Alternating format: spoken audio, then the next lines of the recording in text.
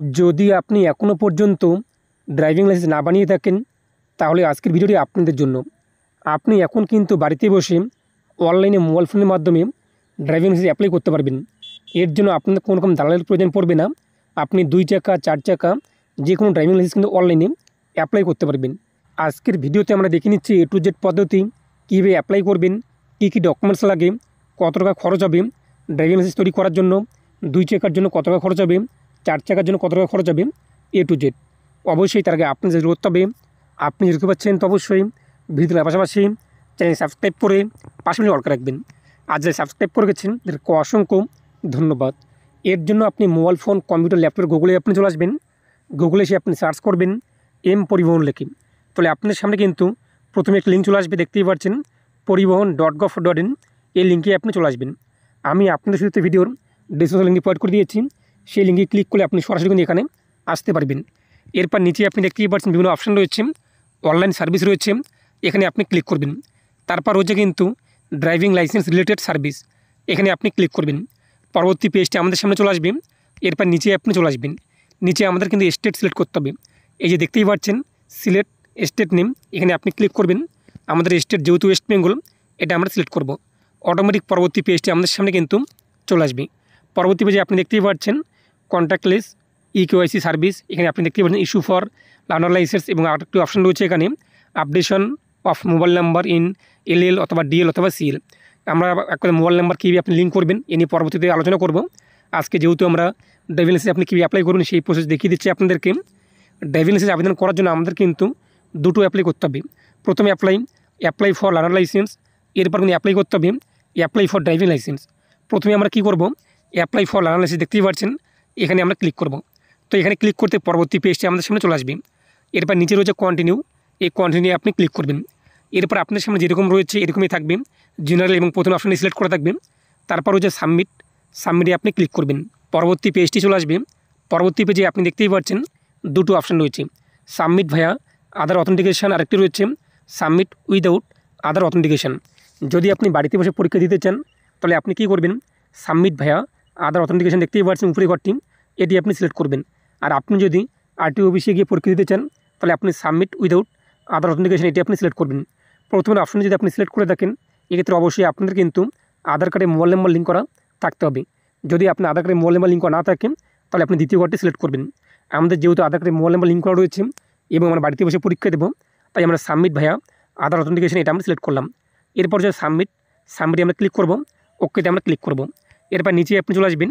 নিচে রয়েছে আধার card number এবং ভার্চুয়াল আইডি। আধার কার্ড নাম্বারের নিচেই কিন্তু ভার্চুয়াল আইডি থাকে, যখন আপনি আধার কার্ড ডাউনলোড করবেন দেখতে পারবেন। আমরা আধার কার্ড নাম্বার যে রয়েছে এটি আমরা সিলেক্ট করলাম। এরপর নিচে আপনি আপনার আধার কার্ড নাম্বার উল্লেখ করে দেবেন, জেনারেট OTPতে ক্লিক করবেন। আপনার আধার কার্ডে যে মোবাইল নাম্বার লিঙ্ক রয়েছে সেই মোবাইল নাম্বারে OTP আসবে, তা উল্লেখ করে দেবেন। এরপর নিচে দেখতেই পাচ্ছেন ডান দিকে বক্সগুলো রয়েছে, এই বক্স 3টিতে আপনি টিকমার্ক দিয়ে দেবেন।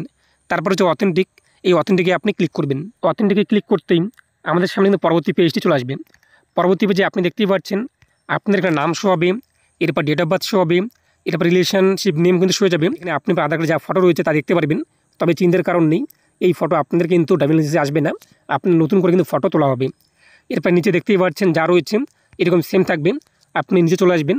এরপর যে প্রসেসে আপনি ক্লিক করবেন। পরবর্তী পেজটি আমাদের সামনে কিন্তু চলে আসবে। এখানে দেখতেই পাচ্ছেন স্টেট রয়েছে, তারপর হচ্ছে RTO অফিস। তো আপনার নিকটবর্তী RTO অফিস কী রয়েছে সেটি আপনি সিলেক্ট করবেন। আমাদের নিকটবর্তী RTO অফিস যেহেতু মাথাভাঙ্গা, সেটি আমরা এখান থেকে সিলেক্ট করব। আপনি আপনার অ্যাকর্ডিং বাড়ির পাশে যে RTO অফিস রয়েছে সেটি আপনি সিলেক্ট করবেন। এরপর পিনকোডে ঘরটি হাইট থাকবে। এরপর আপনার নাম কিন্তু অটোমেটিক নিয়ে নেবে আধার কার্ড অনুযায়ী, রিলেশন ফাদার্স এবং নাম কিন্তু চলে আসছে এখানে দেখতেই পাচ্ছেন। যদি আপনাদের রিলেশন এটা হাজব্যান্ড হয়ে থাকে তো এখান থেকে আপনি হাজব্যান্ড সিলেক্ট করবেন, অথবা মাদার্স হলে মাদার সিলেক্ট করবেন, অথবা গার্জিয়ান হলে গার্জিয়ান আপনি সিলেক্ট করে নেবেন। এরপর নিচে আপনার ফটো, ফুল নেম কিন্তু শো হয়ে যাবে, ডেট অফ বার্থ শো হবে, বয়স চলে আসবে। এরপর রয়েছে প্লেস অফ বার্থ, তো আপনার জন্মস্থান কী রয়েছে তা লিখে দেবেন। কান্ট্রি অফ বার্থ আমাদের ইন্ডিয়া, এটা চলে আসবে, না আসলে আপনি সিলেক্ট করবেন। কোয়ালিফিকেশন আপনি কী রয়েছে, 8 পাস নাকি মাধ্যমিক পাস নাকি 8 পাসের নিচে 5, 6, এর কিংবা আপনার ডিপ্লোমা নাকি আপনাদের মাধ্যমিক নাকি ITI দেখতেই পাচ্ছেন। তো আপনি আপনার অ্যাকর্ডিং যার যোগ্যতা রয়েছে সেটি আপনি এখান থেকে সিলেক্ট করে নেবেন। তো এখান থেকে আপনি আপনার যোগ্যতা সিলেক্ট করে নেবেন। তারপর নিচে রয়েছে কিন্তু ব্লাড গ্রুপ, তো আপনার রক্তের গ্রুপ কী রয়েছে আপনি ল্যাব থেকে টেস্ট করে নেবেন।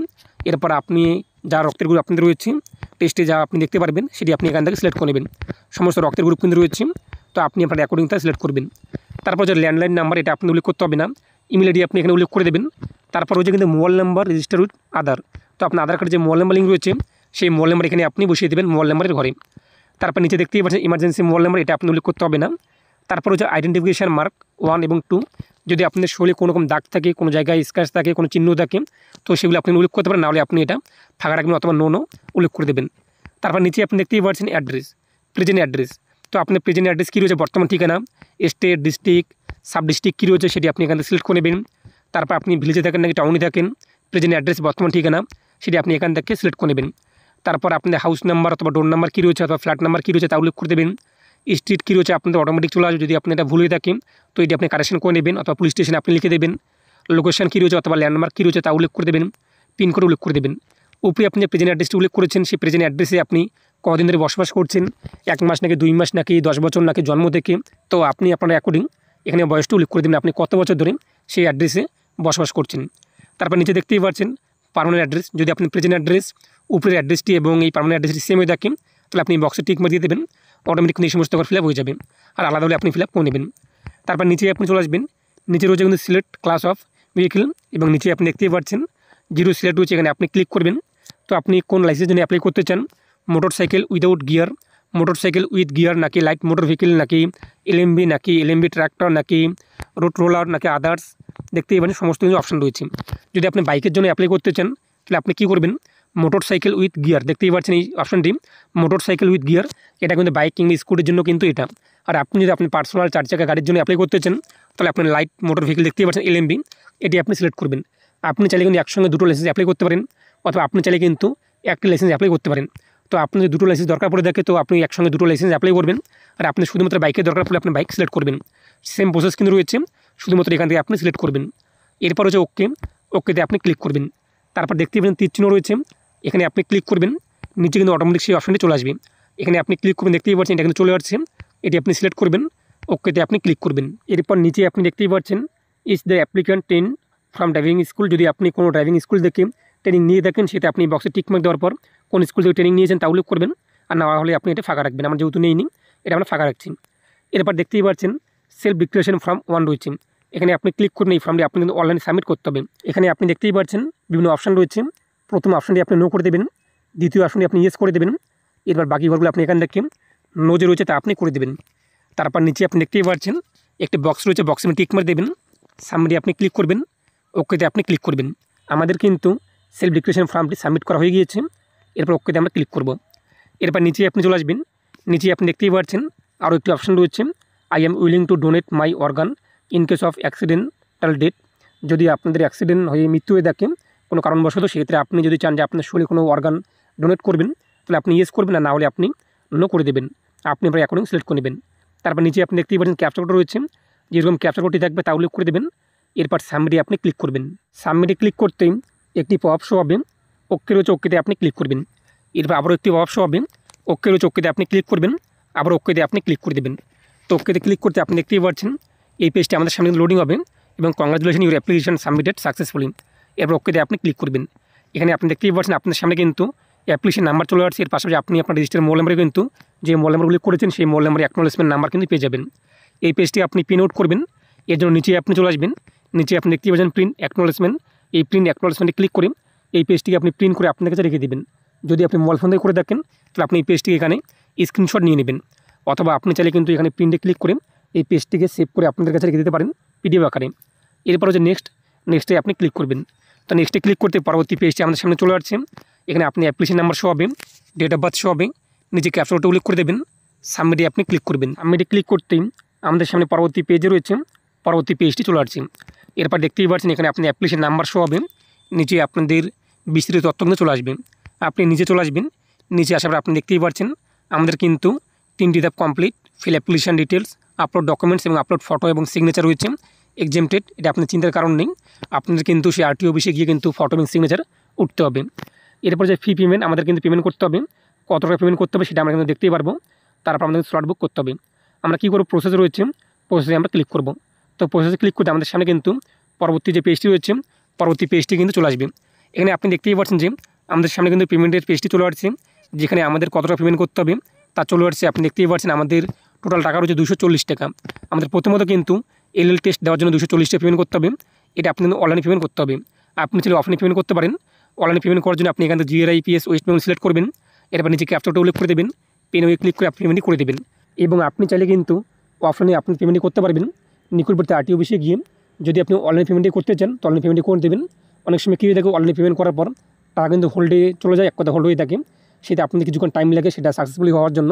আপনি সেই সমস্ত সমস্যায় পড়তে না চান তো নিকটবর্তী RTO অফিসে আপনি আপনাদের অ্যাকনোলেজমেন্ট স্লিপ নিয়ে চলে যাবেন এবং পেমেন্টই করে দেবেন। যখন আপনাদের পেমেন্ট হয়ে যাবে, এখন আপনাদের কিন্তু স্লট বুক করতে হবে পরীক্ষা দেওয়ার জন্য। এর জন্য আপনি আবার ওয়েবসাইটে চলে আসবেন।